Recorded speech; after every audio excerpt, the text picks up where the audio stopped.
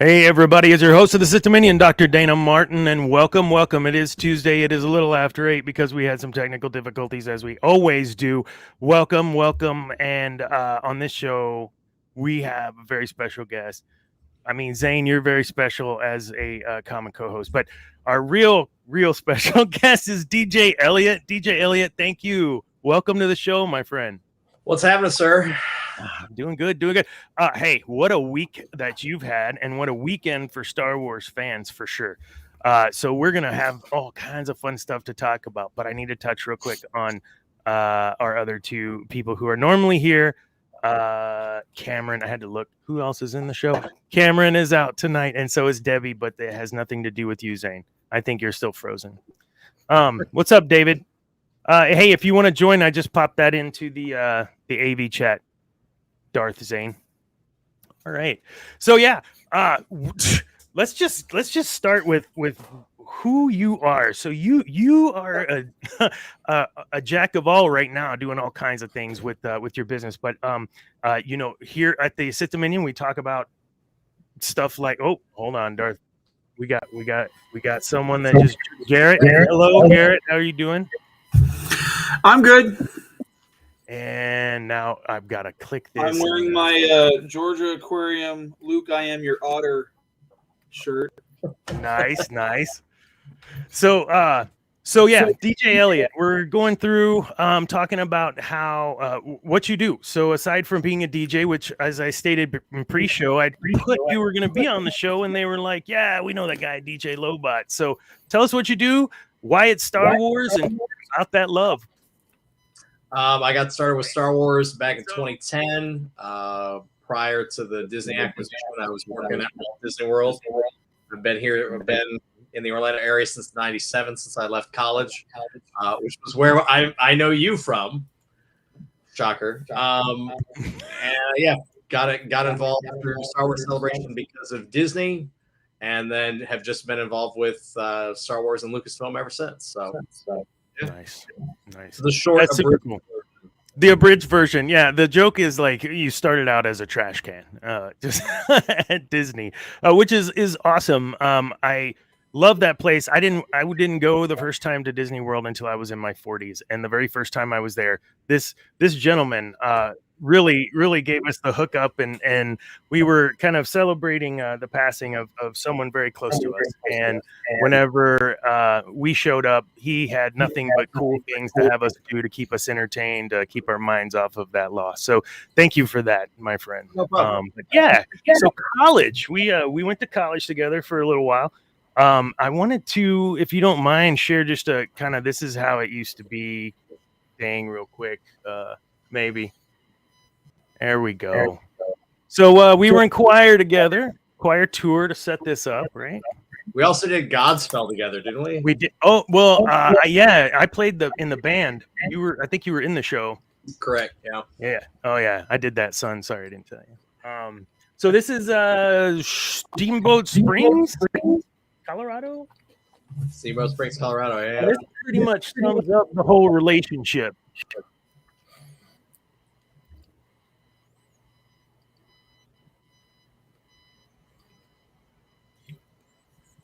This is cool. I love this.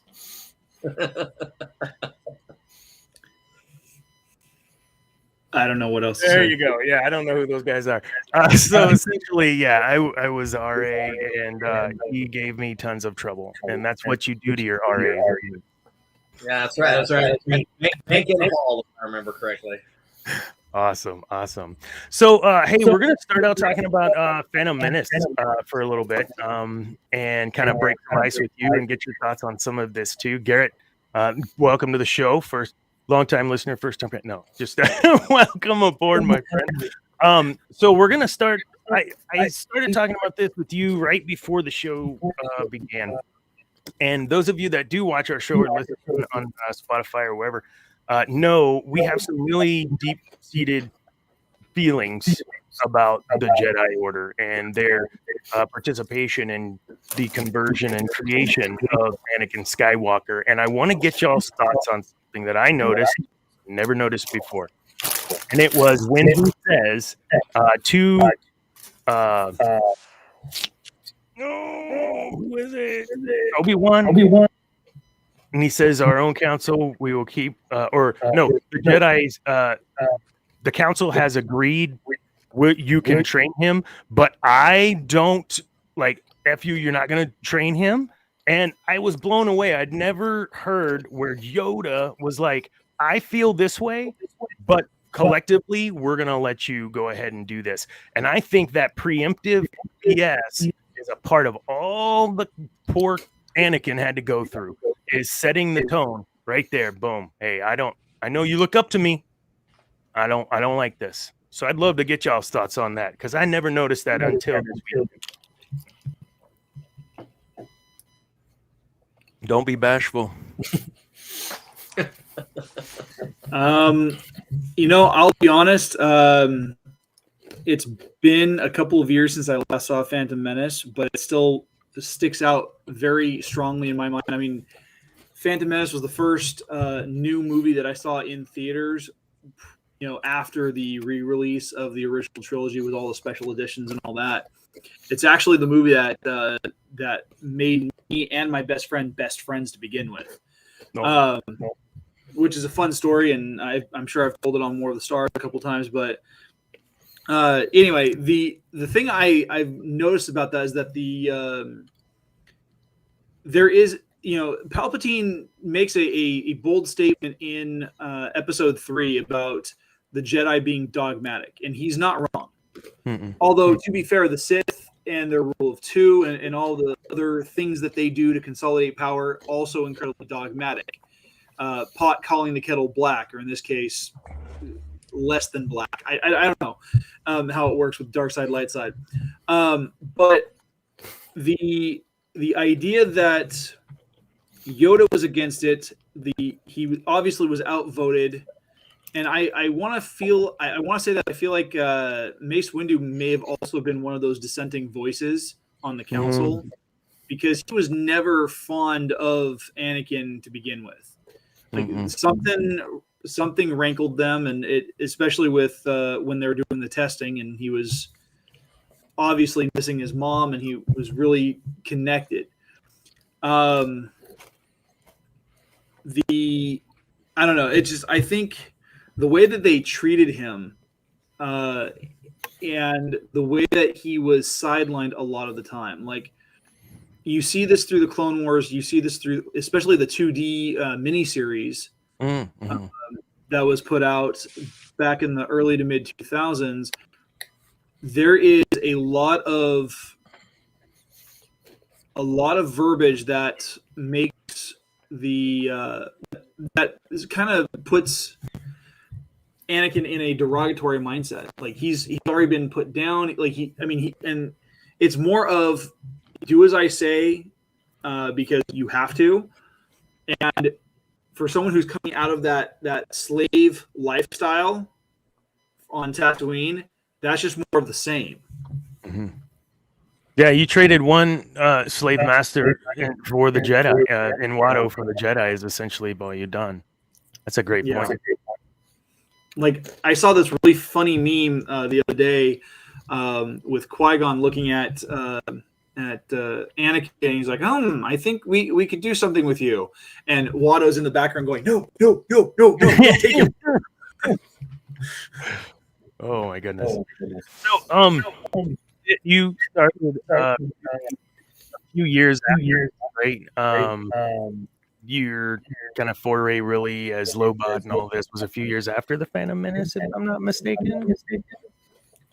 So taking what your feelings are of the Phantom Menace and kind of where we're going with it, what are your thoughts on Yoda's part in potentially edging Anakin to the dark side, inadvertently, of course?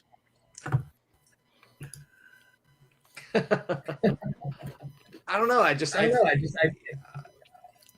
It seems like it's something that he really wants, and anytime you work really hard to try to get something that you really want, it just never goes well. He's surrounded by people saying, hey, this isn't your gift, this isn't for you, and he doesn't listen to any of them. He just, it's like, I'm gonna get this, it's gonna happen.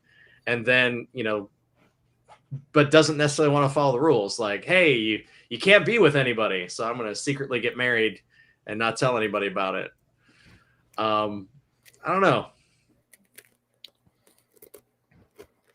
Yeah, it's interesting how we take for granted the story that's fed us, and as we kind of start to break it down, we start to see more layers of writing. And thank you, Lucas, as always. And I don't think we ever really appreciate, what is it? You don't know what you got till it's gone. I think unfairly people did some really terrible things, said some terrible things about Lucas. We love George Lucas and think that the writing is actually really good. The story that's being told is epic, and to try to write and attain the same level or greatness or greater, he was up against the wall for that, and that was going to be hard. So when I see Zane, when I see Phantom Menace was not your first Star Wars movie to see, even though that was released 4 years before 5 years before you were born. What was the first one you saw? Do you remember? In theaters? Yeah. It'd have to be The Force Awakens. Oh no. I'm terrible. So you saw the Phantom Menace in theaters. This was the first time you saw it in the theaters, right? So this is the first time you got to, guys, the pod race. I mean, it was seeing it in the theater, it did take me back. That was pretty sick. What were your thoughts on the movie, Zane, in the theater? It was a whole new experience because I was raised on these movies, so I've seen them a lot, so many times, and a lot of those moments start to lose their magic, but watching it in a theater almost like reignites those fires. It's a whole different experience. It is. So Charlotte and I got back home and put on Jedi and watched Return of the Jedi. After watching TPM, and Jedi is my favorite for many reasons we've talked about on the show. For hers, it's those what I like to call puntables, the little furry guys, Ewoks. Yeah, Ewoks. Yeah, teddy bears. Puntables. Force Unleashed. Yeah. Maybe.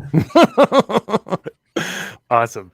So, one of the things about this that was awesome was there was this extended scene and whatnot at the end of the Acolyte. And those of you that play along at home, I've written like 3 articles about the Acolyte, and the stupid thing hasn't even come out yet. I'm excited about it. I've got my fingers crossed. Of course, I have high expectations because I'm a Star Wars fan, but regardless, it's new content, and I will love it. So if you guys would indulge me, we're going to take a peek at it and then talk about it. You good? Sure. Let's do this. All right. And the Acolyte.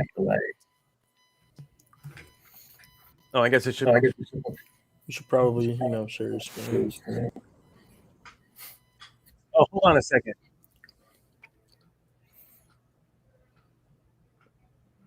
Did everybody see that out there? Because I don't think it's working. Cameron, David, did you see that? Or are you seeing that? I'm not. No, you're not? You're seeing us? Yeah. Are you for real? Mm-hmm. Guys, I've done this before. Everything's different. I just want to point out it's not my fault. Everything. Oh, here we go. There we go. Everything's different. I'm just work real job all day and I'm tired. Here we go. So no one got to see Elliot tackling Dana in the snow, but you heard about it. Last night, a Jedi was murdered.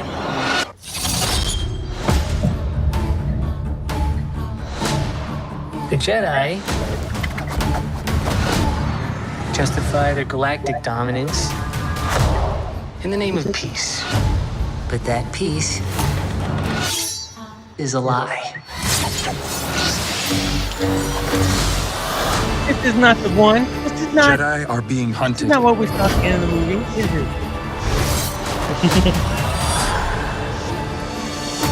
it? She was my student. I trained her. Let me be the one to bring her in.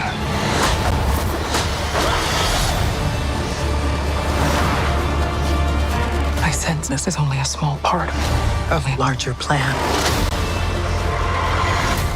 Some sort of shift to tip the scales. It's time to face the past.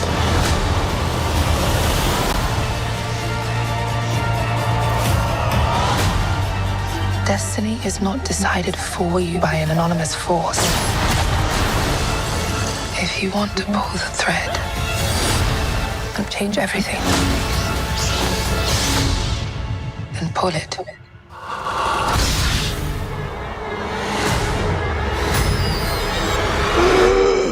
What are you? I had not seen that.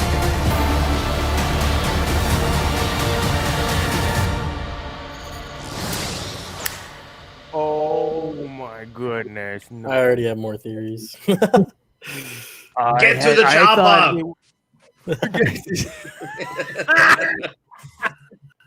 I had not seen that, guys. I thought What that are was you? the same thing we saw in the theater. No. No. Oh my gosh. Thoughts. Oh, I'm feeling a very Sithy vibe, but man. Hey, There's- negative. I Hey, don't think I'll go with that. Cameron, are you gonna jump on this or what, dude?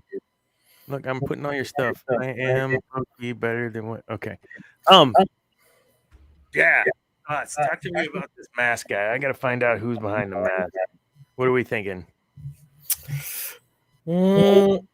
Personally, if we're this far back, it might be how would you say his name? Tenebris? One before Plagueis. Plagueis' master? Mm-hmm. That would put it like that would put it in the right Think about it. timeline. Have him. Plagueis is alive doing whatever, right? She's Dark Jedi. All of this is all Dark Jedi stuff. They think whoever that is also a Dark Jedi. And because if I'm not mistaken in the canon, is it explained in the canon how they know there's only two? Because I know it was explained in Legends. Well, the rule of two has been carried on as canon at this point. So, which was thousands of years by. But how they would find out? Because if we go by what we know, Oh yeah, how would they have found out that that was the rule? that could be possibly who tells them about it. You know, whoever that Dark Jedi could be, the Acolyte. Well, it also could be something that is alluded to in throwaway dialogue in the show. Yeah. Coming from, and that's coming from a writer's perspective, because I mean, like, if what's been kept as canon has stuck through this, and the showrunner is actually pulling from that content, which would be wise for them to do if they claim to be as much of a Star Wars fan as they say they are, then it would be beneficial for them to just kind of hint at it to some degree. But I mean, as far as I'm concerned, the canon has established that for at least 1,000 years up to this point, the rule of two has been established. Because, correct me if I'm wrong, I believe that was Darth Bane who established that. Mm-hmm. Mm-hmm. And Darth Bane, I'm looking it up right now. Bane lived It's about a millennia. about 1,000 years before the Battle of Yavin. Yeah. So, Okay. So that's within the timeline. And this show is supposed to be set about 100 to 150 years, give or take. Phantom Menace. Before Phantom Menace. However, Bane isn't entirely canon yet. Oh, come on.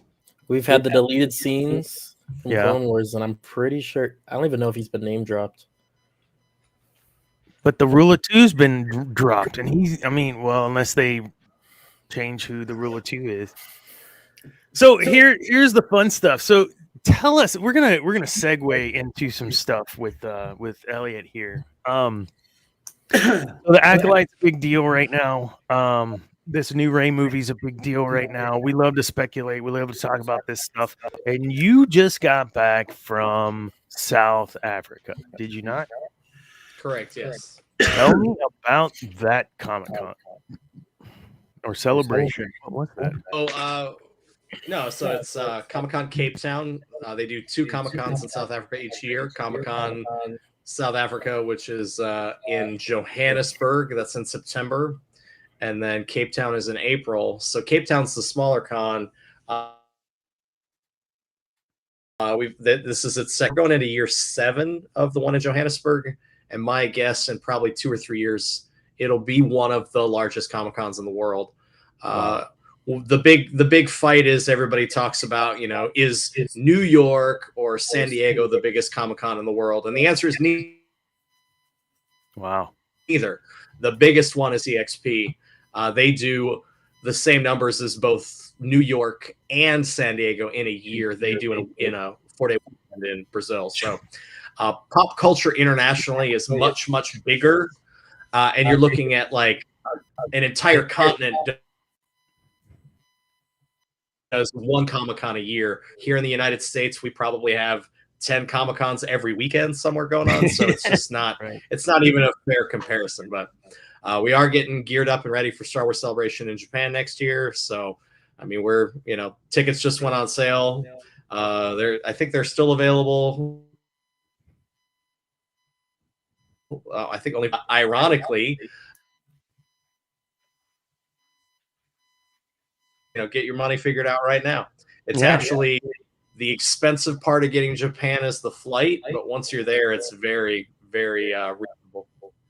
So you're gonna be a part of Tokyo? It's never a guarantee until we sign a contract. We've started some pre-production talks, so we're definitely more involved in Celebration in the last couple years. So hoping to put together some content for the Celebration stage, the Galaxy stage, and any other stage that they might have.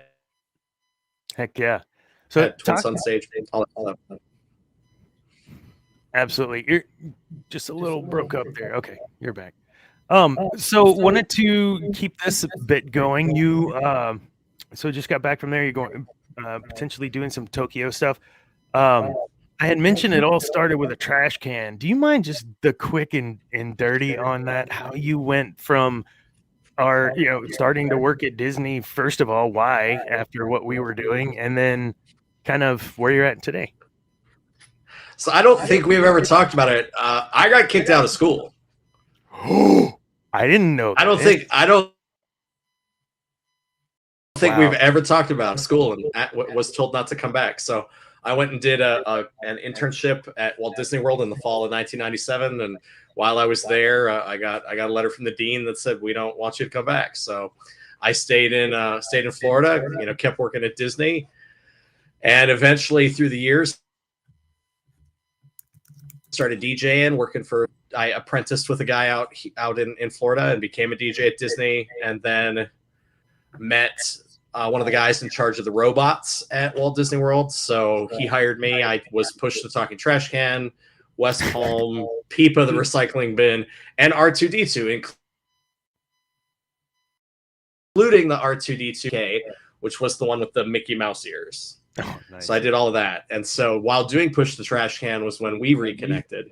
Mm-hmm. And the gentleman that trained me at Push is the one that came up with the idea for DJ Lobot, and he introduced me to Mark Renfro, original producer Lucasfilm hired to do Star Wars Celebration. Nice. So he brought me in to do Star Wars Celebration 5, and then I did all of the celebrations from 5 up until the most recent. He stepped away after Celebration in Chicago.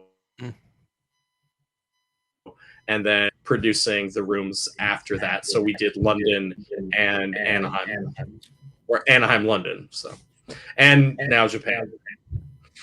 That's insane. I mean, that's crazy. Yeah, I didn't know that. I can't wait to talk about that someday. But I do remember it was like, where's Elliot? He's in Florida. Oh, cool. He's in Florida. Like I didn't know why. I just assumed he was joining the circus. And so I mean, I found my tribe, and then the same sort of thing kind of happened. Star Wars Celebration for me was kind of the birth of DJ Elliot. Like until then, it was just Elliot, the DJ, but I became an actual focused on learning how to DJ, creating my own mixes, really kind of making it become a thing. And I really found I liked fandom because I never really knew who I was. I mean, we all kind of finally find our people. Like clearly you have. That's what I love about Star Wars. Getting to meet George Lucas, hear him explain. Look, I made these movies for kids, and I was like, yeah, well, that's cool. I met my wife because of this movie that you made for kids. So it's really cool. All of my really close friends are people I met through Star Wars. So yeah, that's cool, man. And then friends that I had from my past life, now we're friends again because of Star Wars. So it's just so and that's the thing that everybody needs to remember. Like it's not. It's fun to watch the group has a Star Wars that's theirs. Ours is 4, 5, and 6. People 10 years younger than us have 1, 2, and 3. People 10 years younger than them have Clone Wars and Rebels. And then 10 years younger than that there's a new generation that has Mandalorian. And it's really cool how they're doing that. They're making it, and that it's also really hard for us that grew up with 4, 5, and 6 sometimes. Look, it's not all made for us. We can't like it all. Mm-hmm. But we reference the Freddie Prinze Jr. now and then too, where he says that, right? He's like, no, this is Lucas didn't make it for you forever. No, and that's the way to keep it alive is to make it exciting. A lot of people complained that Disney chose to go the route it did when building Batuu in the theme parks. Mm-hmm. It's not 440 or 50. You see kids dressed as Rey walking around in Batuu. That's who it's made for. So that then they bring their kids. That's the thing. Disney bought Lucasfilm because it was a sound financial investment. And that's what they're doing. They are, of all of the that Iger bought in his time as the CEO, it's the one thing that returned the investment. That and Marvel. But Pixar has yet to return the investment, and 20th Century Fox definitely has not returned the investment. But Star Wars and Marvel, these stories that we like, there's cool stuff coming. That's what's always fun about Star Wars Celebration. It's like a commercial about what's to come. Yes. And sometimes those commercials are fantastic, and sometimes they cause questions, and sometimes they're like, what? Huh? And I'm glad that we have someone that has some experience with some of that on our show. I wanted to, like, you let us see when they were building Galaxy's Edge. We had the opportunity, thanks to you, to watch the panel when they talked about it. We got to see the first pictures of what was on the other side of the fence, right? It was super fun and super exciting. And you've been on or either hosted or DJ'd for how many panels? Can you even count how many panels that concern Star Wars? No, man. I mean, I've been involved in conventions since 2010, so it's been 14 years. So, and it's an honor to be there in that room. My favorite place is Star Wars Celebration in a room full of people just like me. Just to remind everybody, like, hey, man, like, we're not normal. You can turn. It's one of the few places in the world you can turn to the person next to you and have a conversation that you couldn't have anywhere else in the world. That is no lie. So I want to ask, like I said, some of my best friends to this day I met in the room at Star Wars Celebration. So I wanted to ask you, Garrett. You mentioned you might need to pop off here in a bit. Did you have any questions for him? I mean, like, he has been all over with all kinds of experiences. But before we do that, I want to make sure to call out War of the Stars. We do pretty much every show. We go through all of our lineups, right? Of all of our different shows. War of the Stars is one you don't want to miss.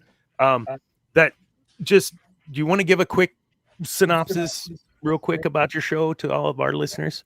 Yeah, so War of the Stars, I was kind of brought on about a year and a half ago as the co-host our main guy is John Mark Tolley, and he's a pretty awesome dude. So we just sit there and we geek out talking about Star Wars. We're actually wrapping up our review of Bad Batch final season. We just recorded yesterday, and everything's been given to Geek News now so that they can upload it for tomorrow. But yeah, we're doing that, and then next week our big episode is going to be focusing on the we're going to do actually a review of the entire Tales of the Empire series that came out this last week because I need to get caught up.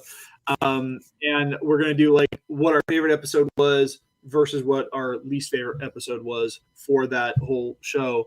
So that's pretty much it.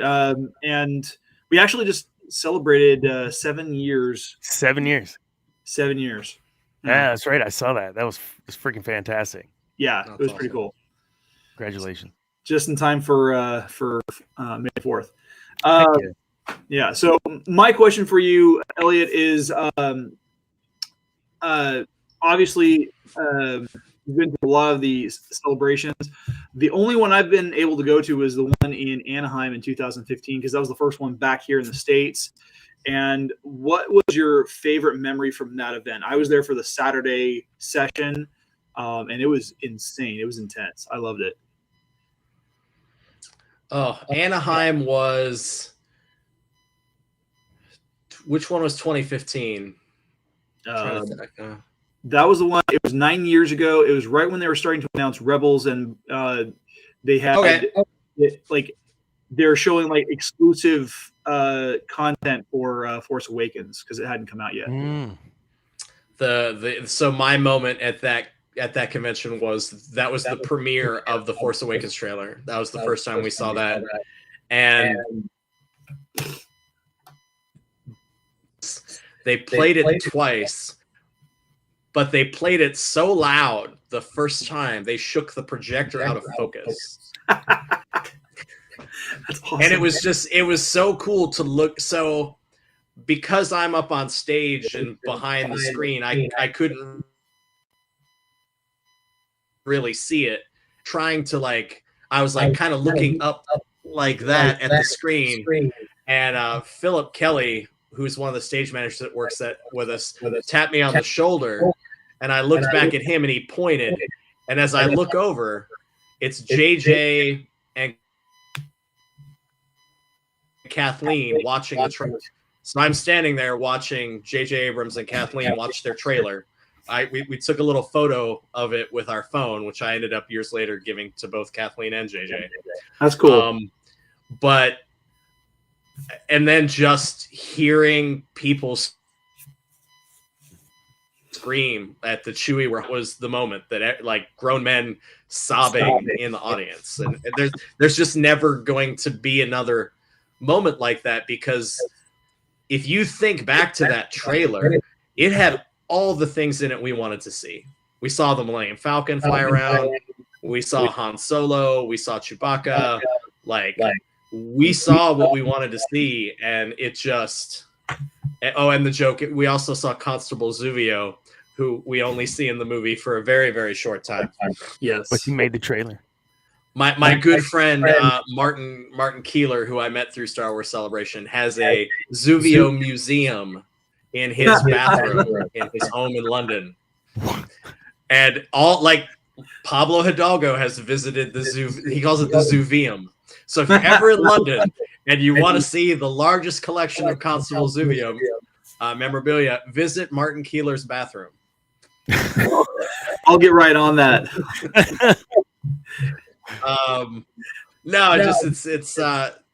That was the moment, the Force Awakens trailer, the first time we saw that. Anaheim will always be a special place for me because we went back there. The next time we went back there, up until that celebration, which was they just called it Star Wars Celebration Anaheim, I had always been just the DJ, and Anaheim and on that stage was the first time that I stepped forward into the MC role and not just the DJ role. So it was fun to step forward and talk. Before I didn't really say much. I just kind of played music. That's cool. Was that the one where what's his name? Oh gosh, Mark Hamill comes out and you're playing Hero by Skillet, and he's walking out to Hero by Skillet. That was Star Wars Celebration, and the reason we played that is James Arnold Taylor was the moderator or the host, and he talked about being Christian together, and he challenged me to come up with different music, and we were like, all right, cool, we'll figure that out. Dude, Christian or no, man, Skillet's something else, man. Those no, it was really cool. Yeah, dig it. Cool. It was not. People wouldn't have known that that's what that was. No, only just a real heavy rock song. Yep.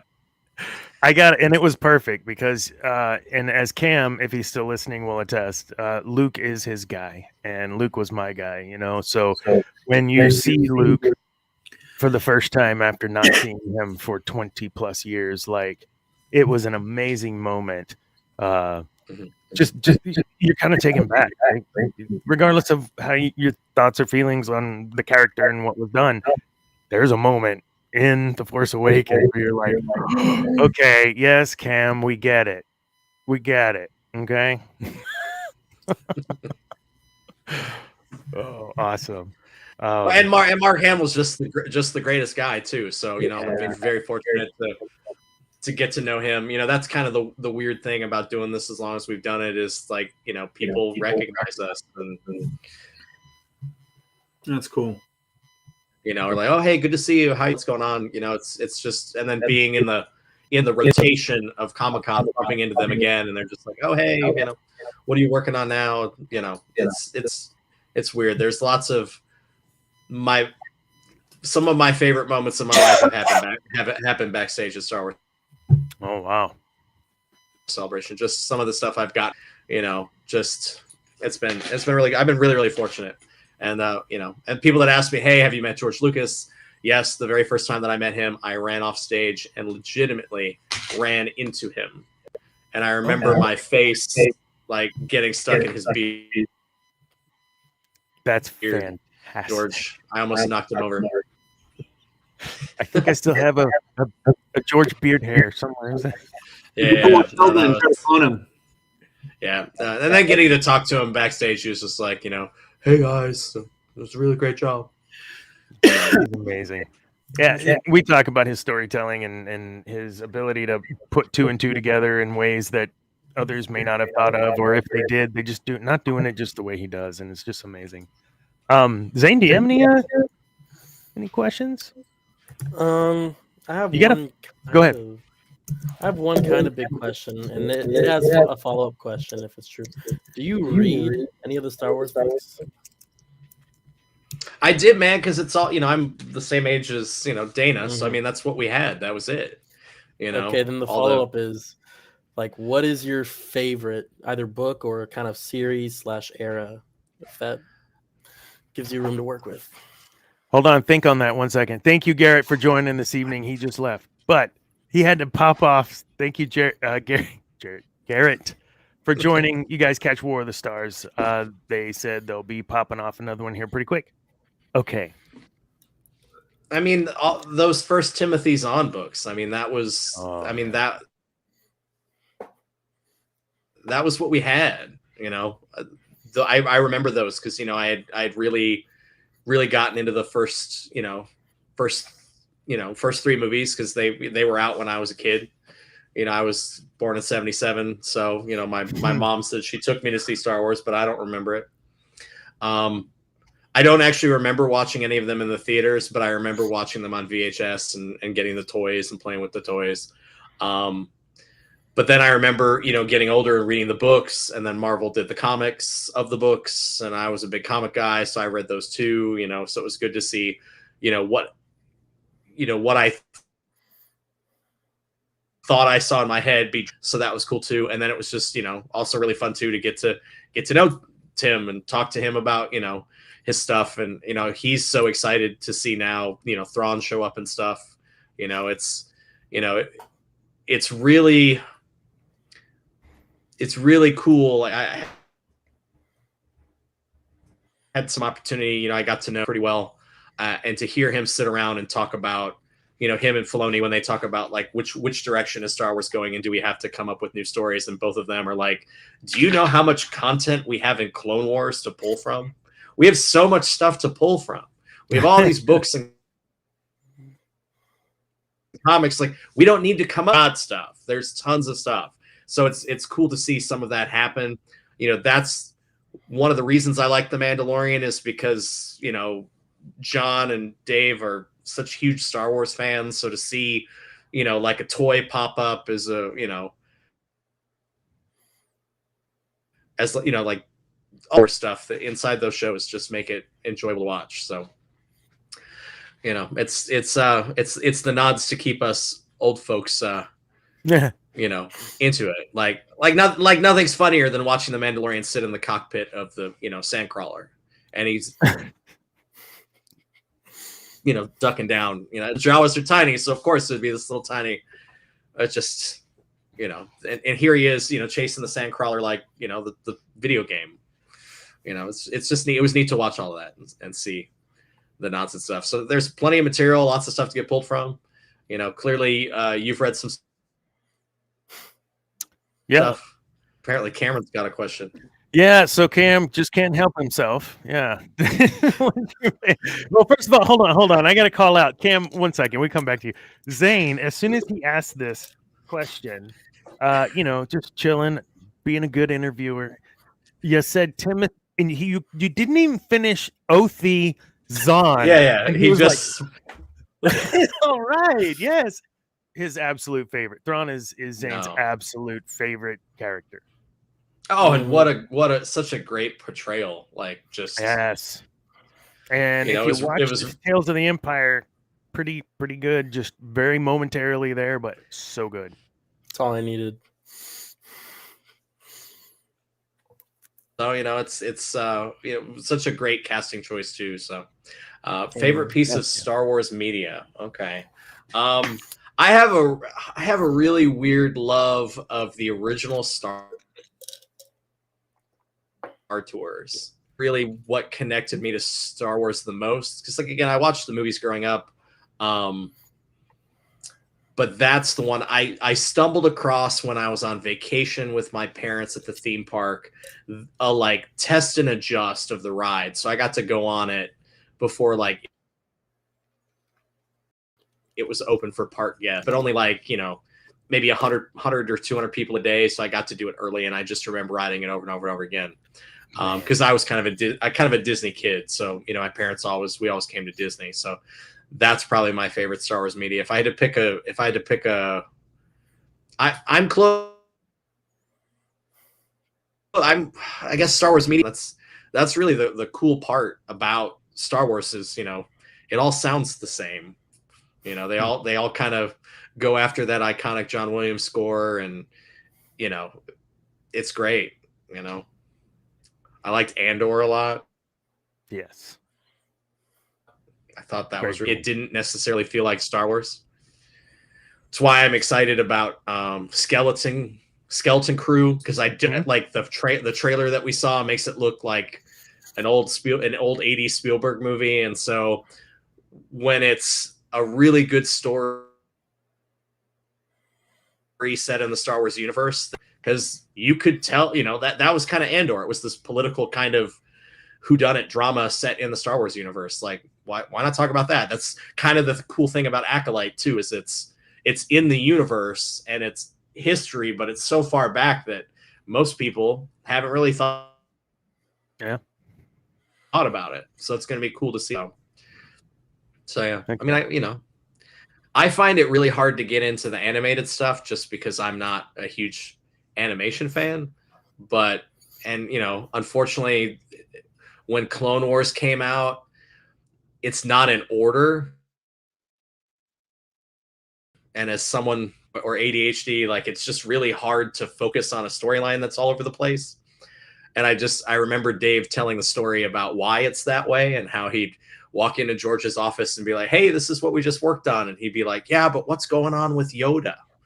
Bring in some story Yoda." So he'd have to go and make 2 or 3 episodes about Yoda and come in, and and be like, here you go. And he'd be like, well, what's going on with so-and-so? And oh, by the way, stop what you're doing. We're going to make a movie about, World War II pilots, So, they talked about, the crazy man behind the steering wheel, but again, an amazing storyteller. And, you're right. There's so much content to pull from. So. Absolutely.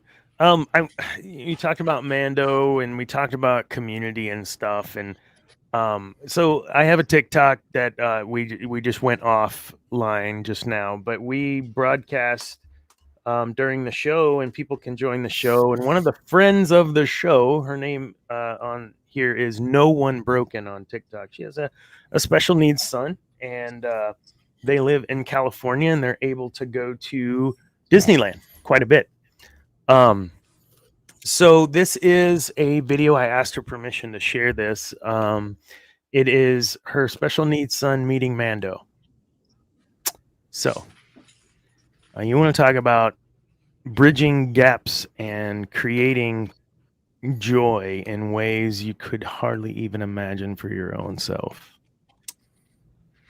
All right. Super.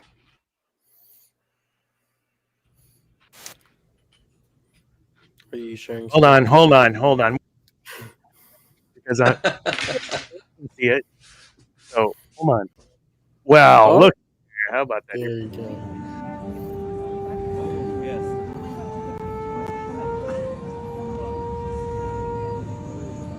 We're moving on, Grogu. You say hi? You say hi? What, young traveler?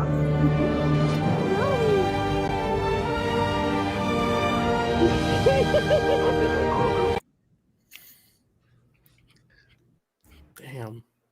Yeah. Damn. Number one, that music was added afterwards because there's no music inside of Galaxy's Edge. There's just sounds, number one. Number two, for people that complain about Disney buying Lucasfilm, something like that would never have existed without Disney. It's the one thing Disney is interactions with folks of everything. Like that's something that they excel at. And the fact that there's a place that you can go that exists in Star Wars, like it's just that's why I'm here. That's why I work here. That's why I'm involved in this. Now look, it's just, again, I love being in the room at Star Wars Celebration with Star Wars fans because look, man, we all like something just a little bit more than normal people. And it was so funny. I remember the last big in London, it was kind of a weird time. There was a lot of kind of negative stuff going on in Star Wars. There were all the stuff online was people hate this or hate that, which I really think is a lot of false information getting out there because together we were really nervous. But once you just, once you remind everybody, hey man, like, again, as George said, this is something made for children. Mm-hmm. So just relax. Absolutely. And enjoy it. You can hate things about it, but there's more to love and enjoy than there is to hate. If you just sit back and take it for what it is, it's a story. Yeah, and we talk about a lot in our circle here in the GNN world that we were just happy to have content finally when we got Phantom Menace, right? And then I'll be honest, I felt like things were a bit saturated, but so don't watch what you don't want to watch, right? Like so choose. Like you can't make the fans happy because it's either you have nothing or it's saturated. Like just if you don't want to watch, just don't watch. If you watch it? Go ahead. How can we as a community complain that there's too much? Like that legitimately was something we were saying. They're making too much Star Wars. They're making too much Marvel. What do you mean? I'm fine with more. Let's keep going. I'll be shocked. I don't understand why they're waiting till June to release Acolyte. It's done. It's in the can. Do it. It's been edited. It's ready to go. Skeleton Key. It's done. It's ready. You know, it's ready to go. This stuff is ready to go. What are we waiting for? You know. I'm down. Just yeah. And when asked by, You of know. course, everyone knows Dana's and my car is Star Wars for Pete's sake. We get to talk about that here in a second too. But what do you think about this? What do you think about that? Did you see that show? And it's like they're goading me, like waiting for me to say something ill, and I'm like, it's more content. I watched it. It was great, or it was fine, or I didn't watch it, didn't care to, but I'm not going to get upset because it was made, because maybe it made someone else happy. Like, I just enjoy the stuff that we get, for Pete's sake. Look, there are people out there that only watch the Lego Star Wars stuff, and they think it's great and fantastic. Listen, you're going to start being on this show all the time. Look, sometimes people only watch 4, 5, and 6. That's fine. You don't have to watch anything else, but don't punish everybody else for, again, I haven't, there's nothing I've seen that I've gone, oh, I hate that. Yeah. There's something to love in all of it. There's either a character or a spaceship or a planet or an animal. There's something to like in all of it. And, the cool thing is, and this is the weird thing to think about too, people our age are writing this stuff. People that only saw 4, 5, and stories now. And the people that are involved in it and the people at Lucasfilm, they genuinely care. It's cool to watch. So yeah, one of the things I never really thought of, and this is a perfect example of some of the stuff and even continuity, little details that you had mentioned. No one ever thought about what happened to Barriss Offee. It was like she went to jail. Nobody knows, right? Like, so now you have Tales of the Jedi, and you realize how important, or like seeing it. Like, I was like, this is amazing. Like, this is and I don't want to ruin it for those of you that haven't seen it because it's only been out for a couple days.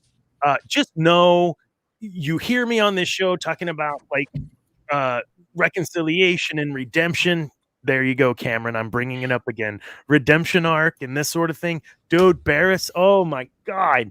Okay. It's only 3 episodes of 45 minutes worth of show. Filoni, thank you, sir. Fantastic. It's worth it. It's worth it. Have you watched it yet, Elliot? I have not. I haven't because I was in South Africa. So. Oh, that's right. So I appreciate there's some stuff that's region blocked. So. True. I'm going to share my screen again because you brought up Lego, of course, and we had a trailer drop that I don't even know what to do with this. I am excited. Have you seen it, Zane? Okay, can I preface it real quick? Okay, I wrote, I had to do a satire piece, and I was doing it on whatever, and Grand Poobah, who we mention a lot, he said, I don't like it. It needs to be more over the top. And he mentioned something about Jar Jar Binks and the dark side. I said, man, that's been done to death. How about Django Jar? And he's a Mando, whatever. That's what I ended up doing. So this really is intriguing me based on that story. And here we go. I know no one cares. Here we go. Space. Time. It's falling apart. The building blocks of the galaxy are getting mixed up. This doesn't make any sense. Worlds will change. People will change in ways we cannot possibly imagine. I don't love that. This is wild. X-Wing TIE fighters? Ewok bounty hunters? Amen. Misa going to hurt yourself. There's Jar Jar?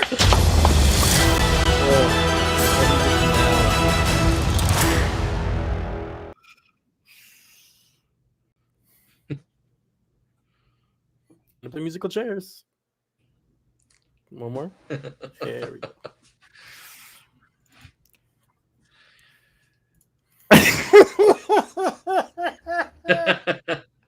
Cameron, I swear to God, I will pay whatever amount for the Jar Jar mini. I agree. Look, we already okay. Listen, look, I was so excited already know about that's my Malik. You know, yeah, I'd do anything for a Jar Jar one. I ain't gonna lie. Do you think that's something? I'll start with you. Do you think that's something fans wanted to see in some form of fashion in some silly way? Elliot? It's funny because I remember about it briefly at the beginning that when Disney purchased Lucasfilm, it was all right, this is our $1 billion investment. Like, we're not going to make fun of this stuff anymore. You know, we're not going to do the robot chickens. We're not going to do Star Wars detours, which is done sitting on a shelf somewhere. Like, they're just like, we're going to take this serious. So it's now, you know, more than 10 years, and we're now starting to get back to the fun again. And that, you know, you can poke fun at stuff. It's okay. But they found this, like through the Lego thing, they can, you know, do the fun stuff, the stuff that they can't do. Nice to see that they're letting that happen, because I also know that all of those folks in Story Group have a really funny side too. And that these are probably what you're going to see in the show are probably a lot of inside jokes at Lucasfilm, or, you know, their way to let off steam, to be like, you know, look, we take this stuff so seriously, Jar Jar being a Sith, and then they develop a story, but it's never going to see the light of day. It's just this inside joke at Lucasfilm. So now it's not an inside joke, and let's see what people think about it, and we'll do it under the guise of this Lego thing. So it's, you know, I mean, take a look at, use Holiday Special as an example. Yeah. You know, how do you talk about Holiday Special when you don't really talk about it? You know, well, here they are in Lego, you know, so it's cool. It's cool to see them do that. So it's, you know, again, it's for kids, you know, totally. Kids, that's how kids think. Yeah. We've talked about it quite a bit, that when, so when I walked into Disney, I equate it to this. When I walked into Disney that first time, into, I think the first day we were at Magic Kingdom, I walked in and I felt like a child, like a very tiny child, and got tears in my eyes started, you know, and I'm like, oh, this is stupid. I'm a grown ass 40-year-old man. I can't. But it was so magical. And when I got to meet, you know, Kylo Ren, or I got to meet like these people, are you kidding me? Star Tours, like you said, you've got friggin' 3PO's right there. He's right there. He's driving us around, you know?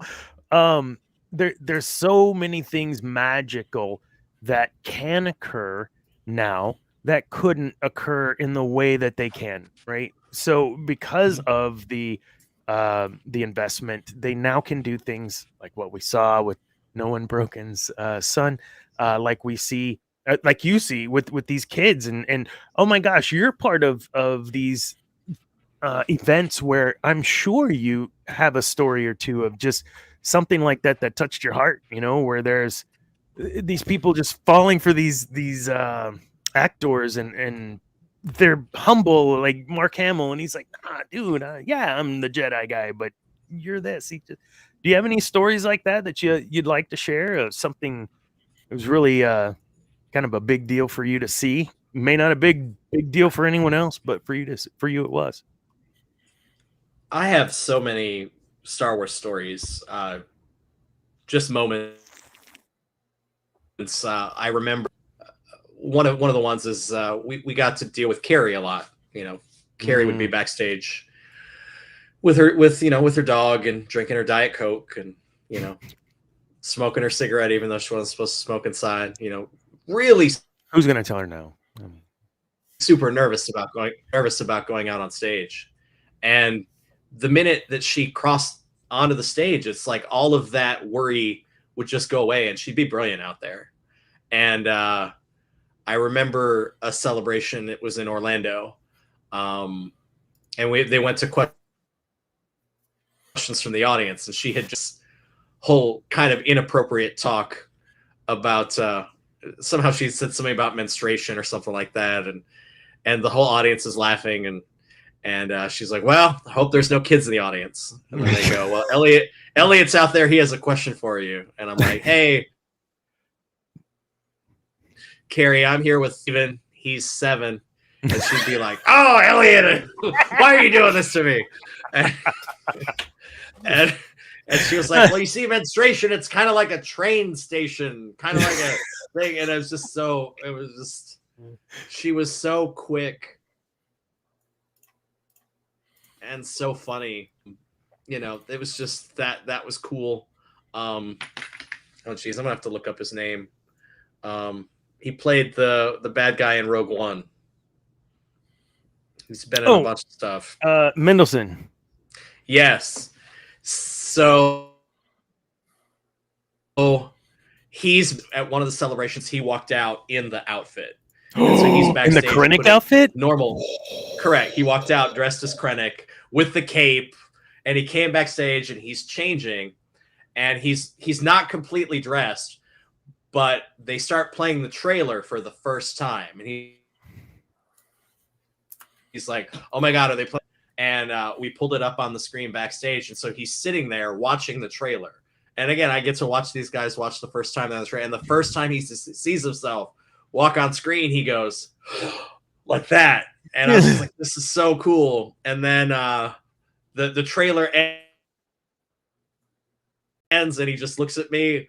You're in Star Wars. And he goes, I'm in effing Star Wars. He just let out this big yell. And it was just cool to see that. It's fun too. Like, watching Daisy go out on the stage the first time as Rey. And then watching Mark Hamill and Carrie talk to, these new up and coming stars and saying to them, hey, like, I hope you went to the mall. I hope you went out and did stuff in public, because you're not going to be able to do that anymore. So those moments are cool. DJ Lobot was interesting because the outfit was 100% screen accurate, because Disney's really big about that. And so they would tape this headpiece to my head. But the shoes that Lobot wears are these Italian, like almost heels. And so they were super uncomfortable. So I'd walk out and I'd take the shoes off. So you'd watch me. I'd walk up to the DJ console, and then all of a sudden I'd do this. and I DJ up there in my socks, because I was standing behind the table. You couldn't see that I didn't have any shoes on. And then when I would walk away, I'd stand up and put my feet back in. That was fun. I got to bring the biggest. Oh, sorry, go ahead. Yeah, the biggest Star Wars memory for me was, it was before DJ Lobot. I was out there as DJ Red Leader, which was in the orange jumpsuit, and it was raining. And so at Disney, when it rains, be out. And so we were back in a break room, and it was myself and Lindsay, who's now my wife, and she was like juggling and hula hooping and just doing stuff to keep busy. And she tells me that it was in that moment that we were back there that she realized that she had feelings for me, and that was going to happen. That, shortly after that, we took a trip to Japan to visit, and then came back as a couple. We've been together ever since. But I mean, had it not been for Star Wars, we wouldn't have been together. So, yeah, Star Wars, man.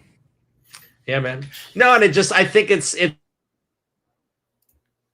so funny to me, because we never talked about Star Wars. No. I never knew you were into Star Wars when we went to school together. I had no idea, not at all. It was just so crazy to me. Like, I suddenly got involved in Star Wars, and then you popped back into my life, and you're like, Star Wars? I love Star Wars. And I was like, well, why the heck didn't we talk about I don't know. this I know 15 years ago? Because now it's like, you're somebody that, knew me in a past life. So like, I don't mind taking care of you. Like, there are people that I meet now, they're like, hey, can you hook me up? And I'm like, I don't know who you are, but you're a different story. And so for anyone listening, that's the beauty of Elliot. There was a text where I just asked if I could meet him, to see him and talk with him, because I hadn't seen or talked with him since he left, outside of a Facebook message or whatnot here and there. So, and he just really blessed my family. And that's what Kev was there with us. That is Kevin. And that's where he was saying he remembers you sitting on top of the Hollywood studios rocking it out. So, and yeah, getting to reconnect through Star Wars. You have special needs kids, just so happy and ecstatic to see Mando and Grogu, we're talking about the child, Johannesburg, or we're talking about London, Tokyo. Speaking of the child, oh, you have a child shrine corner here. That's that is technically I'm in my wife's office here at the house, office during COVID, and so she has all of her stuff back there. So yeah, I've got some stuff in here. Just wanted to pop up. Charla was wanting to thank you too. Oh, she's watching tonight. But yeah, never think enough. So yeah, we still have a couple of things to chat about. I know it's already after 9. I know where you're at, it's already after 10. If you'd like to continue, please go ahead. Stay with us. We wanted to touch on a couple of other things here. We talked about the Phantom Menace. We talked about all kinds of other things concerning that weren't even on our timeline, or our what is this thing called? Not a timeline, a schedule. Thank you. Script. Yeah, schedule, whatever. Outline, that's what it's called. But this has been really fun, and I'd like to kind of keep us down this dark side path, if you don't mind. So you were talking about Krennic, Mendelsohn, and I'd like to know if you got an opportunity to meet Baylan Skull. Richard's, what was his name? He was in Ahsoka as Baylan Skull. Yes. No, that the first, when they did the Ahsoka panel, he was there again. Super nice guy. It's really cool to see them at Celebration because they don't know. Yeah, they don't really know what they're walking into, and so the first time they walk on stage, I mean, people lose their mind, at the. So it's sad that we don't get to see him again, because he did such an amazing job, and that's. There's lots of situation with actors like that where they have an amazing role and you're like, I just want to see them do that again. But the good news is they got to do it to begin with. So, but no, he was super nice. I mean, they're not going to be mean to us because we're there, to make sure they look good on stage. So usually they're pretty nice to us. And look, you gotta, what I've learned from being on set is it's really just a group of people that like to work together. One of my favorite stories, one of my friends that we met through Star. Not only does he build the costume, but he also typically wears it. And for one of the shows for Ahsoka, they were doing something and they were walking, and they needed an additional droid. So they got another friend of mine. I remember him telling me that, aren't we? And the person from Lucasfilm that's walking around was like, no, we're not on the Ghost. The Ghost is over there. And he's like, what? Because no, we didn't know it was going to be in the show. And so he's like, but he waited until after the working together to make something, So there's really not. I haven't really run into anybody that's been unpleasant or not nice. Like, it's really crazy to sit backstage and talk, drawing or sketching something. I have a sketch that Dave Filoni made of me DJing that's framed here in my office. That's cool. That he left on my little desk for me. Was like, hey man, I got bored. I drew you. But my favorite, you asked about my favorite moment. I know what my favorite, at the Celebration 5, we did a dance party, and it was sponsored by Pringles. I remember because they gave out a little speaker that you could put in a Pringles can, and it would make a really loud speaker. And I thought that was cool. But we just had a party. And at the end of it, this girl, so when the party started, like everybody, it looked like a middle school dance. Like all the guys were standing on one side of the room and all the girls were standing on the other side of the room. And there were a couple guys with like lightsabers, like fighting in the middle of the stage. And I was just like, hey, like, let's have a good time. Like we're all nerds, man. We all got picked on when we were younger. Like this is a chance to like come together and have a good time. And it's, as soon as I gave them permission to have a good time, we had a great time. And at the end of the night, this girl came up to me and handed me this napkin. And on the napkin, and I'll never forget it because it's another thing I have framed. It said, you know, I don't know if what you said was true about you growing up, the way you made all of us feel really special tonight. And that kind of set me on the path. That would be my origin story for why I'm involved in conventions. So that's awesome. what kind of set me down this path. So yeah. So heck yeah. But and nerddom's a community, right? It doesn't matter the nerddom is Star Wars, Star Trek, doesn't matter anime, whatever. No, a fan. Look, a fan is a fan, and it's so funny because like we've just now because we provide one of the companies I own provides entertainment for fandom, and we just recently started getting involved in sports, and it's just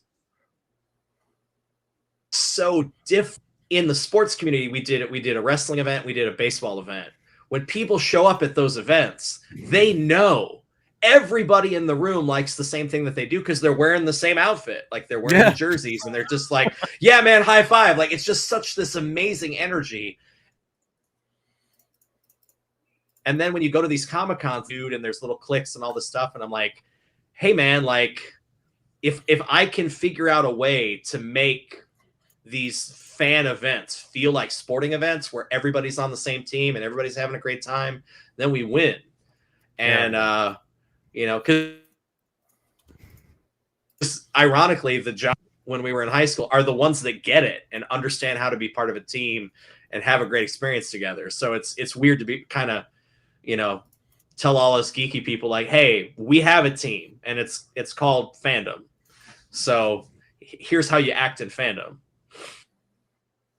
Yeah, and as that Star Wars as a fandom, it's like the people that complain about the coach or complain about the players, like, and that's us complaining about Star Wars characters we don't like or directors we don't like or movies we don't like. It's it's sports, it's fandom, it's all crazy. We have a show on Saturdays. See, this is what I'm doing, Kat. We have a show on Saturdays called The Geek Gauntlet, and it is every DC, Marvel, Star Wars, Star Trek, anime, this and that animes. It's all things geek, and it's like a 2-hour show. We touch on every little tiny thing, and we move on. We have our focus shows, but to your point, yes, even like the grander scale geekdom, right? Like we are a community of like-minded folks, just in the fact that we know we're kind of outcasts. We're a group of outcasts incasted, kind of. Yeah, the outcasts that are in control of media, right? Really have it horrible. That's a whole nother show. What geeks are now in control of social media, et cetera, et cetera. Yeah. I wanted to talk to you about your vehicles. I was trying to quickly go through and try to find a couple. So the very first one I knew that you did, and I could be mistaken, but was the DeLorean. That was the first one you did? Can you talk about your little car addiction? Because Lord, an obsession, because it's not just a hobby. Okay, look, if he has a flaw, he loves these Hollywood cars, man. All right, now go. I set you up. I built a DeLorean time machine. The reason I'm like, if I had to pick a fandom I love more than Star Wars, it would be Back to the Future. I remember the first movie I remember watching with my parents was Back to the Future. We rented it from a Little Caesars Pizza, and we sat on I sat on the carpet and watched the time machine roll out of the back of Doc Brown's truck and was like, oh my gosh, I have to have one. I bought a DeLorean and sold it. Never actually built it into a time machine. When I got older and had, a little disposable income, I bought another DeLorean. And I had some friends come over and help me bend some flux fans. And then the flux fans sat in my garage for like a year. And then we moved and I needed to find a place to put the flux fans. So I said, you know what? Let's put them on the car. And then 6 months later, I had a DeLorean time machine. Through that, through a bunch of people in the DeLorean community, I'm still pretty connected to the DeLorean time machine community, even though I don't build time machines anymore. I've built personally myself. I've built 8 of them. I've helped other builders. I've probably helped build about during COVID. I helped a time machine builder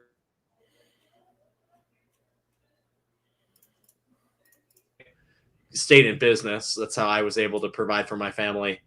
One of the highest ones that ever sold at auction. So I made a lot of money off that. But our Jeep, which one of them's in London, one of them's in Boston. I built 2 Pizza Planet trucks. One's here in Orlando. One is in Phoenix. I started an A-Team van that I never finished. And then I'm currently building an Ecto 1. So that's my weird side hobby. So, yeah. I saw you post that picture and about lost my shit, dude. I was like, no way. He's doing freaking the hearse, baby. Look, man, I'm almost 50, coming no children. What? Yeah. What else am I supposed to do? What are you gonna do? Okay. I work on my car and then I don't eat for a month. So, yeah. But look, I'm also very fortunate that I live in the shadow of the Florida theme parks. Universal Studios essentially paid for it because they rented it from me, and I do a fair amount of rentals with all these cars. So there's always the can I make the money back off of them? And really, where it all came from is one of the Florida. So when I was 21, 22, I bought a Volkswagen Beetle and fixed it up, and I've just been flipping cars ever since. So I think Zane, you cannot reach out to Elliot after the show for the Beetle. No, don't talk to him about that. Oh, look, I'll tell anybody, if you want to learn how to work on cars, buy a 60s Beetle. Yep. Because you will learn, my first Beetle. I say it's easy. It's just, but it's accessible. That's the word I'm looking for. It's accessible. No, you're looking at somewhere you can get an old beat up one somewhere between $3,000 to $6,000, and I mean your parts for that car. You're not going to spend more than $100 on parts for that car. I mean you can spend a ton of money, but my first Beetle that I had, I remember when we rebuilt the engine, we found out that for like 2 months I'd been driving on only 2 cylinders. Where was YouTube during that time, Elliot? Oh, that's how I learned how to fix it all. There's 4 bolts that hold the engine into the back of the transmission. Oh, did you lose me? No, we got you. We got you now. Okay, we can hear. Oh yeah, there's four bolts that hold the engine to the transmission in a Beetle. I've pulled the motor out of a car road before, so it's it's a fun little hobby. That's insane. So what's your Star Wars car? Oh, my Star Wars car. I have a 2019 Civic Type R, and it's dressed up in the dark side. It's a matte silver, silver matte, and then it has the red Imperial logo, dark side on the brow, and some other little decals and whatnot. It's nice. It's dirty, and it just got some new pipes, so it's really screaming down the road right now. Awesome. I'm excited, yeah. I'll shoot you a picture. But yeah, dude, this has been fun. We got one more little tiny thing to touch on. If you still got time, Yeah. See how I rushed that so that we just go right into it. We didn't talk a lot about what this show was really about, and so we'll close out the evening talking about it. And that was about Elliot. No, the topic for the show this evening was about moving past Rule of Two and into what is the future of Sith. Right. So I'd love, with all of your insight, to get your take on where we're at. And I brought up Balin Skull because I feel like there's been an introduction of an expansion of what the Sith are. And this show is very much focused on understanding that the Sith are not just these evil people that just try to kill everything. That's not what the Sith are. They have a code. What is the code? And we went through that in 6 episodes. What is it that we're talking about now? The timeline. And we're at the end of their timeline as far as what we know. So we know that Kylo Ren, it never was actually said, and maybe you know more than I don't recall ever that he was a Dark Lord of the Sith. That was never mentioned as a title for him that I ever heard. Am I wrong? However, No, I don't. I don't go think ahead. so. No, I think that's important. And I think that's being done on No, purpose. it's so funny because like I know all the time and effort that they put into the Knights of Ren, and we don't really see anything about them. They don't really talk about it. It's to me it's weird. I'm curious as to what's going on. Yeah. There. Well, you know what? You know, it's that you know there's got to be something there, because if we're going to make more movies about Rey after Episode 9, there's, you know, the battle between good and evil that still has to happen. And just because the Emperor's gone again, there has to be bad. Like it can't. Yeah, you can't have light without dark. You know, and that's the thing that they've, you know, all these movies really focus on force on the light side. I think it would be silly for them not to start focusing a little on the dark side. Like there's just so much opportunity, and you know, usually the bad guys tend to be the better characters anyway.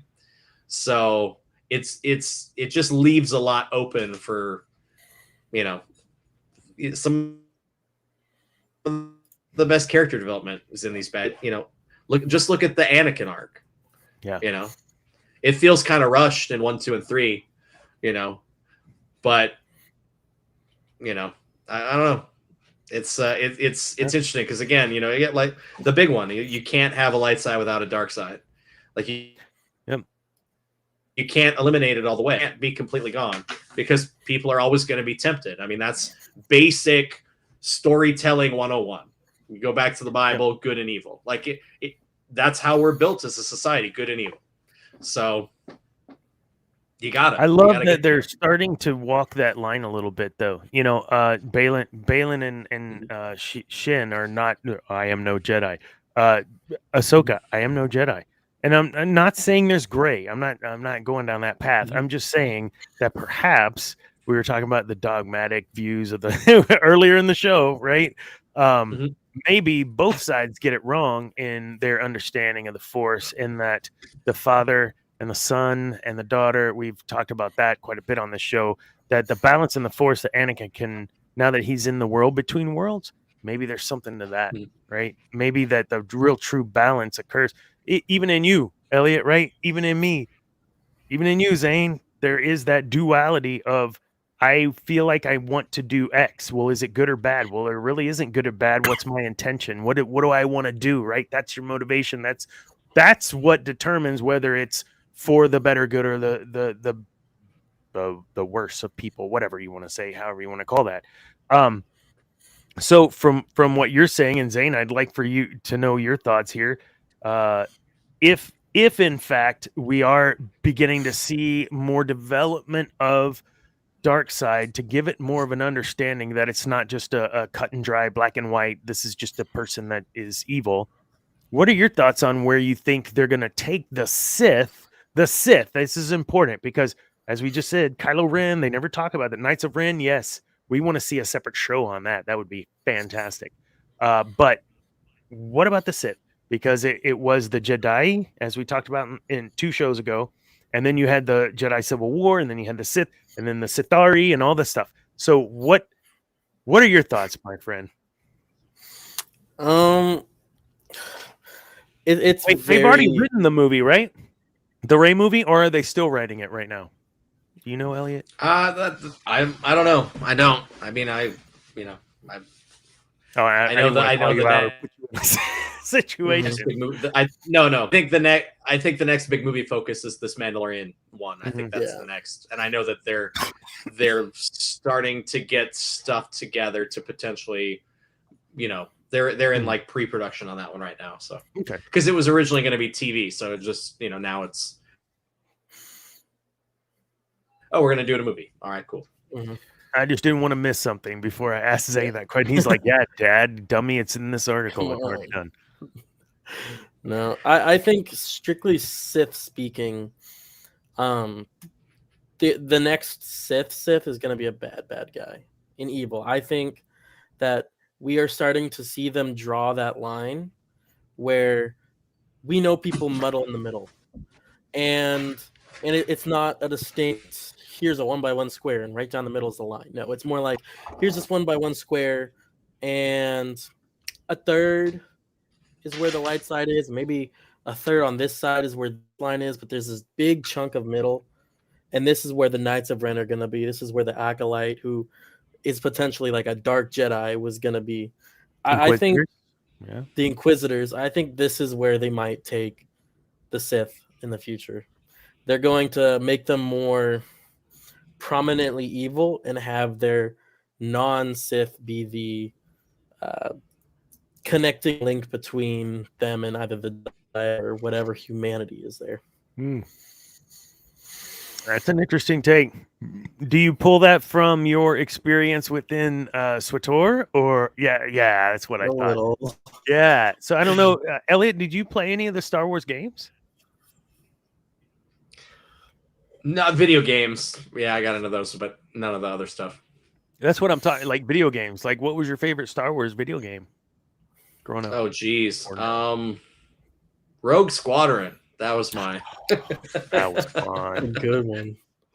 That was fun. I mean, the arcade cabinet with the green lines, like that was the one. Just keep doing the trench over and over. You can get those now. I think One Up sells them now. You can get those old school. Oh my god, with the yoke and not Man. The really bad 8-bit John Williams score. Yeah, doesn't matter. I don't care. Yeah, I'm 100% down. Yeah. I'm down. I kept expecting Christmas morning that thing to show up. It didn't. No. I think you're right about the next person being really, really bad, because if every other one has redemption, then they're the Emperor, who's really bad, and then Darth Vader, who ends up being good, and then the Emperor comes back and he's really bad, and Kylo Ren turns at the end, then whoever's next has to be really, really bad again before you get another person that turns, if you're following the pattern. Yeah, and I don't like that in one sense, because my whole show, the premise is that, understand, separate evil from Sith. They're two separate different words. It's an ideology. Sith is an ideology, and that's what I preach. I'm not saying, you know where I stand on being a believer, so just understand I'm not an evil person. But I do know that we can use these things in our own lives, taking control of the Force, moving forward in the Force, commanding the Force and commanding the things in front of us to move or get the hell out of the way or come with me.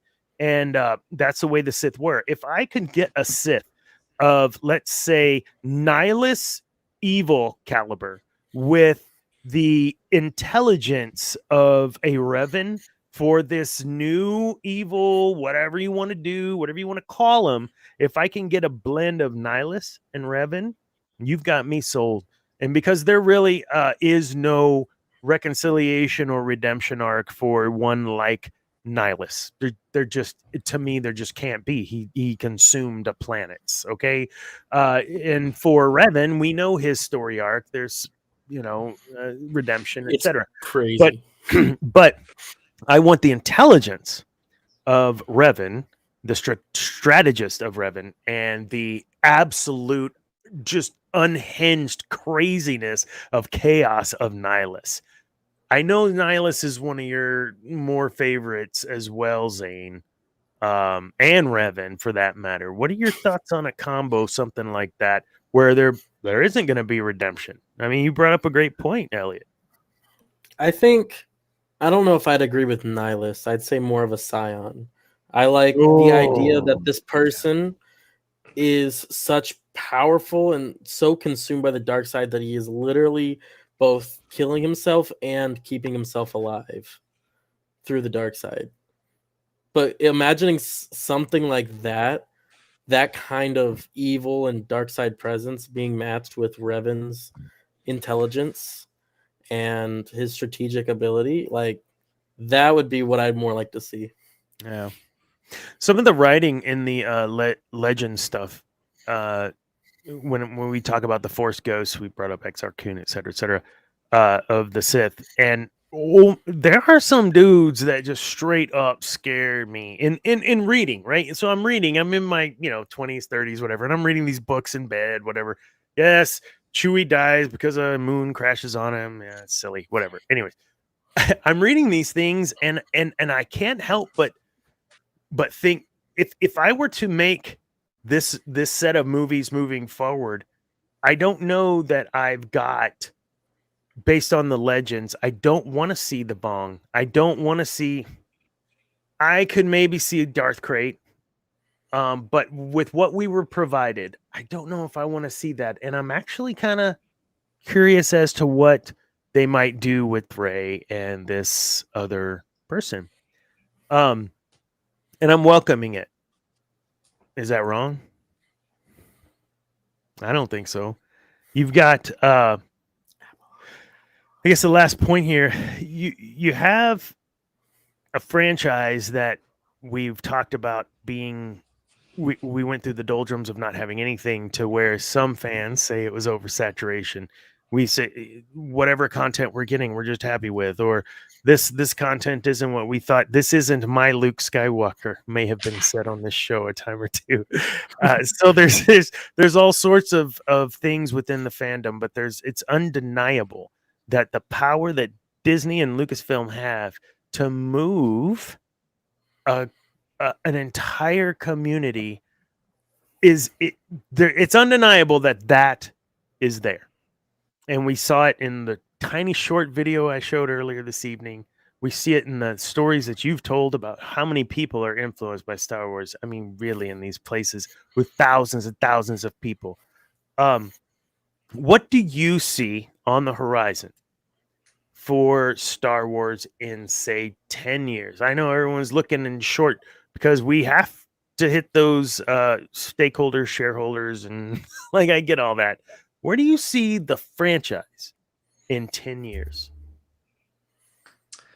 I mean, we're going to see people that grew up, because right now the people making Star Wars grew up with 4, 5, and 6. Oh. And some of them 1, 2, and 3, but then they're making the 7, 8, and 9. So like the people that are making Star Wars 10 years from now are going to be the people that watched Mandalorian, are going to be the people that watched Force Awakens. Like I said, Disney built Batuu for people that watched Force Awakens. That's who it was built for, is for those kids. It means something to those kids. It looks like Force Awakens. I mean, I selfishly wanted to go to Hoth, walk into the cantina, on Tatooine, and, be in the jungles of, Endor. But that's really short-sighted when you look at it, because you have to continue to grow. But like Dave and Pablo said, is, look, George provided so much stuff, all of the stuff, all the, and, think about it. Like when Disney first acquires Lucasfilm, they say, we're not going to pay attention to any of the extended universe stuff. None of that stuff exists. We're not doing any of it. Bravo. And here now here we are with Thrawn as a character in a show from the expanded universe. So like, clearly there's so much to pull from, I mean, look, and the same thing. Like when you look at the Lego thing, like you know, who would have thought Disney, Disney and Lucasfilm would have found a way to do Into the Spider-Verse in Star Wars, but they found a way. This is the way to do, these alternate universes. And there's so much. I think Andor set a good precedent again of like, let's tell a story in the Star Wars universe. I think we'll see more of that.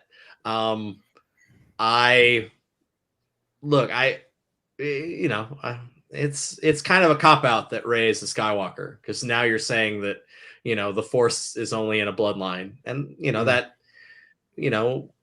there's just stuff that contradicts that statement in all of the Star Wars stuff that we've seen, so who knows what's going to happen. I just know that it's there, look, Disney bought this as an investment. They're going to continue to make content while they continue to make money from it.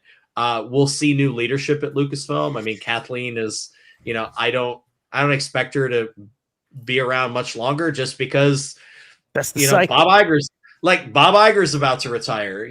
She's the age to retire. Like, why would you not want to go enjoy? Why would you want to do this till you die? Even George retired. Like, there comes a point where it's like, hey, take your money and go enjoy your life. Why do you want to keep making these decisions? But all in all, I think Disney buying Lucasfilm was great. I mean, again, that is all about telling stories, that owns an amazing set of IP to tell stories in. It's why the Marvel stuff is good. At the end of the day, as long as they remember our parent company's motto is tell a good story. As long as you tell a good story, and the people that love Star Wars are making Star Wars, so I think we're gonna be fine. Yeah, I would agree. I thought this was a very cool episode, Elliot. Thank you for adding some insight that we normally don't have. I mean, sometimes Dana goes on these rants, but only when Cam forces him to go on rants. But look, if you need someone to come in and remind you that this is fun and something made for children, and that we all need to not take it so seriously, I'll come in anytime. I am very much the guy that just wants more, right? Always, and I'll give every single solitary thing a shot. But then I'll have an opinion about it. But I've given it a fair shot. I walked into the Phantom Menace not even remembering. I mean, 1999 was forever ago. My daughter was born in 1999. Mm-hmm. I have a grandson from her. I mean, come on. This was forever ago. But I was watching it as if it was the first time. It was amazing. That level of cinematography, storytelling, John Williams, and all the things that make Star Wars what Star Wars is, for all the naysayers in 1999. F you, like, it was good. Dude, what am I wearing? I'm wearing my Darth Maul 99 shirt, But the other thing that you forget about this whole process, and people forget to say, and what's really great of the fact that you got to watch this in a theater now, you're in a theater full of people that want to see this movie. And you get to be with those people. I'm exaggerating. There were only two couples, me and another couple. There were like 15 people in our theater. There were how many? Like 15 to 20 people. No jokes. It still made 8 million. It was like number 2 in the weekend. Are you kidding me? So I know we're not back after COVID. Ambrose, for those of you that follow along with the GNN, Ambrose wrote an article about that today, and that or yesterday, whatever. Point is, 8 million still in a weekend of a movie from 1999. One day from a movie that's on Disney Plus, you can watch for free right now with a subscription. Yes, 100%. Or just hang out on TNT long enough. Yeah, between Back to the Future and Star Wars, you'll catch something. Mm-hmm. Oh my gosh, man, folks, this was fun. We're gonna start heading towards the end here. Anything coming up for you, Elliot, in the next week or two? I'm sure there is. What do you got going on that you wanna promote?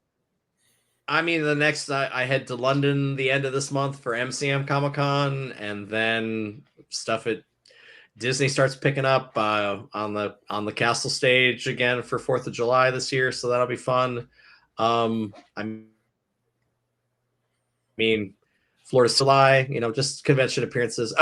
Just now, we're launching our San Diego Comic Con after parties. So just about an hour ago, we announced our fantasy themed one on Thursday night. I'm working with some friends from XLE Productions. We do the big after party.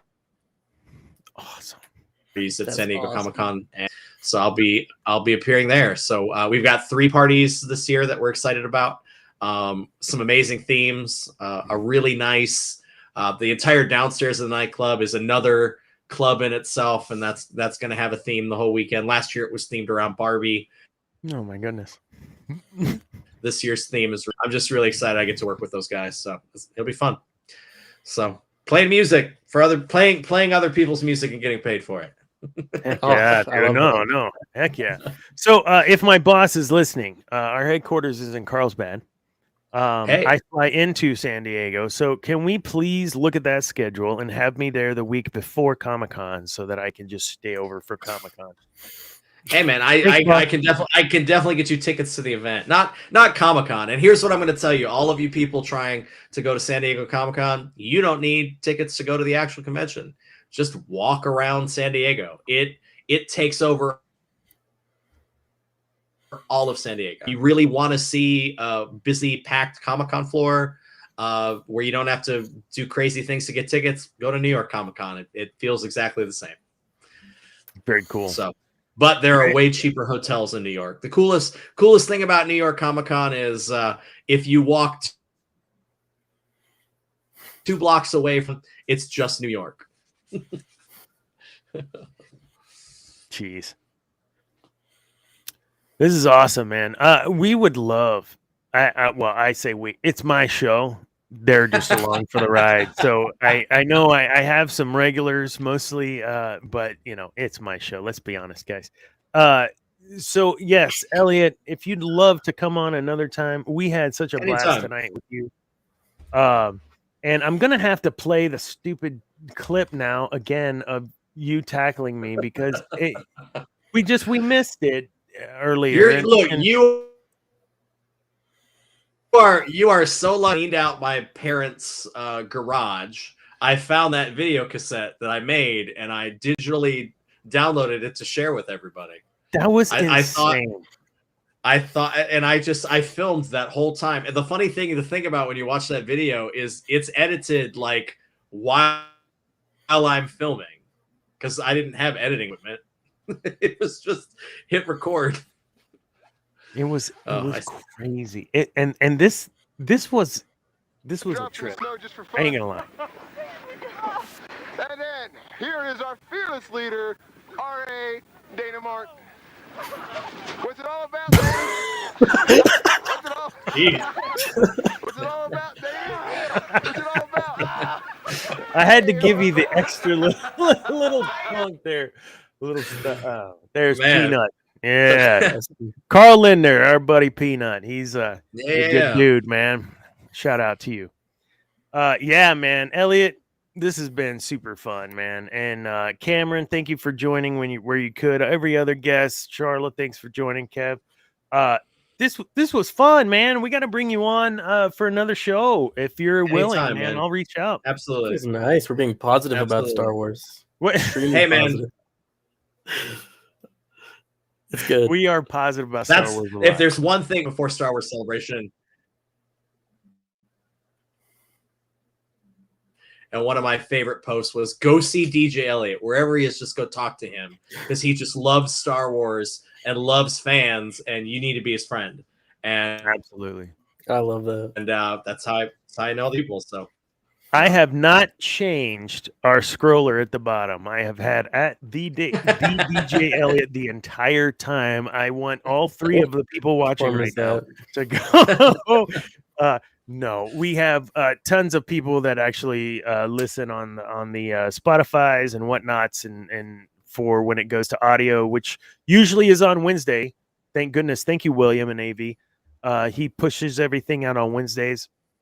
So wherever you watch or wherever you listen to your podcast, go check him out there. If it's YouTube, it will be right ready as soon as you jump on, because that's where we broadcast to. Same with Facebook. We broadcast directly to Facebook. I have a TikTok stream that I do live as well. While we're in the show, it ended about probably 45 minutes ago, just because I wasn't paying attention to it and didn't do the little check that I was still there. But we've had folks in there like No One Broken, who we shared her video today with her special needs son, who just, Star Wars, Kathleen Kennedy, I'm saying this to you, and you just know how important this is to so many of us without me getting emotional after a bottle of wine. Tonight's was 19 Crimes Dark Red. It was very good. Zane, what gigs do you got coming up? You got a break this week though, right? Yeah. Next week though, I'm starting off the 16th, that Thursday. I'm playing up in Austin at the Little Longhorn. Little Longhorn, are you streaming? Is that streaming again? Little Longhorn streaming is Maybe. always fun. Sometimes they do, but that one should be 7 to. Is that with Bo Moore? It's with Bo Moore, but I think that one's 6 to 8 p.m. And then the day after is the 17th. We are playing with Thomas over at the Oak Hill Social up in Oak Hill, kind of west of Y'all Austin. got a little regular thing going at the Oak Hill Social. Thomas, yeah, it's a Dirty Rack. residency. That's right. So, DJ Elliot, this is his gig is a musician. Imagine that, my son, a musician, right? He's a percussionist, drummer. He plays for a couple of bands around Austin. He goes or was going to Samo at Texas State. Took a semester off. We need to talk about that, by the way, the next month. Yeah, that's right. But yeah, he's doing fantastic. Go check out 30 Rack on Instagram at 30 Rack, and enjoy. There's some badass harmonies, and I wish I would have pulled it up. You guys sound fantastic, and I'm a musician. I tell you sucked if you did. So, all right. Elliot, thank you again, my friend. This was freaking fantastic, man. All right. We'll see if we can't circle back and get you back on, my friend. All right, works for me. What else you guys got? Anything else before we head out? We're not going to, again, Cameron's not on, so we're not going to be here for 3 hours. Oh, he's got the red. Red. Alexa, make my office red. Well, that wasn't as good as I thought. It was not as good as yours. Okay. The force is not strong with me. Oh, it's green. Oh, he's got all the stuff. DJ Lobot in the house. I'm dumb. All right, we are getting way too goofy, folks. Thank you for joining. Remember, we have Cantina Happy Hour every Monday. No, MCU Mondays. Cantina Happy Hour on Thursday. No, what's Tuesday? Thursdays. No, our show's on Tuesday. Cantina No, MCU Mondays. Sith Dominion Tuesdays. Nothing on Wednesday. Go catch up on all your other shows. Podcasts on Thursday is Cantina Happy Hour. Friday, I have no idea. War of the Stars, I think, is going to come out. Cam in focus, not our Cameron, but the other Cam. He's back in action. And then also War of the Stars. Thank you, Garrett, for joining. That's fantastic. You jumped right on and jumped right off. But, man, thanks for being a part of us. Oh, wow, that was a lot. Anything else? Any parting shots for you? What do you got going on, Elliot, next couple weeks besides that? Work on your Ecto 1? Yeah, I mean, travel some, but thank you so much. Nice to see both y'all. Have a good evening. Absolutely. You guys take it easy. Hey, remember, kids, peace is a lie. There's only passion. Good night, folks.